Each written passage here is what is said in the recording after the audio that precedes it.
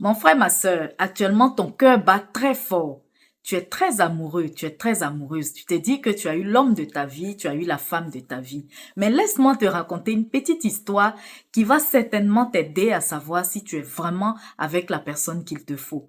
Il y a un homme qu'on appelait Jacob, petit-fils de Abraham, le père de la foi. Certainement que ça commence à te dire quelque chose. Donc Jacob était très amoureux d'une jeune femme qu'on appelait Rachel.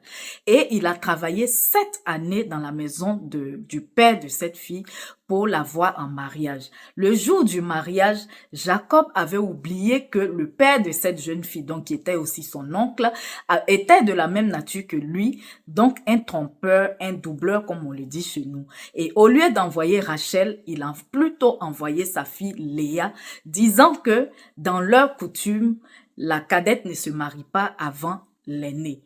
Donc, Jacob a dû travailler encore 7 années supplémentaires pour pouvoir avoir Rachel en mariage. Désormais, voici que Jacob est marié à 2 femmes, donc Léa l'aînée et Rachel la cadette. Et Dieu, voyant que Léa n'était pas aimée de son mari, donc il l'a rendue féconde. Elle accouchait beaucoup et Rachel n'avait pas d'enfant. Prière sur prière, Dieu a eu compassion et son cœur a été incliné et Rachel a eu 2 enfants.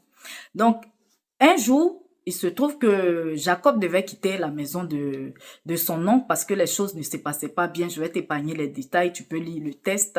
Et en partant, il devait partir avec ses 2 femmes et leurs enfants.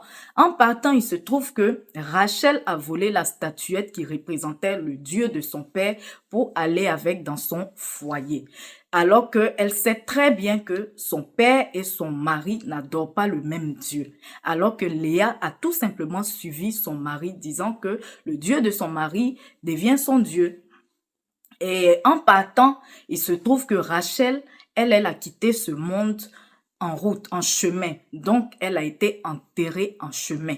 On sait pas vraiment où se trouve sa tombe, mais elle a été enterrée en chemin.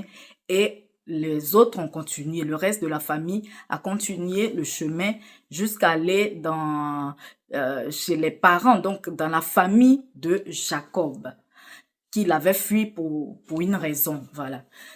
Et arrivé là-bas, donc Jacob a vécu avec Léa, avec les enfants, ils ont vieilli et Jacob et Léa ont été enterrés ensemble. Et tu sais qui c'est Léa? Léa, c'est la mère de Judas.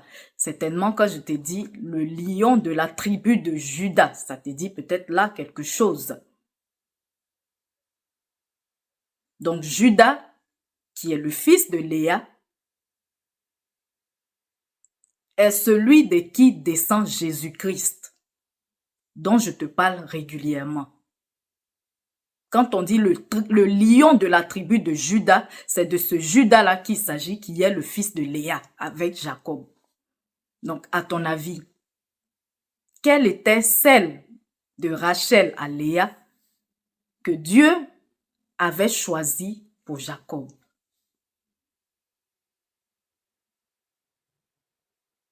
Après avoir écouté cette histoire, penses-tu toujours que cette femme est la femme de ta vie, cet homme est l'homme de ta vie? Je ne dis pas que euh, parce que tu es amoureux de cette personne ou parce que tu es amoureuse de cette personne, ce n'est pas forcément cette personne que Dieu a choisie pour toi, non.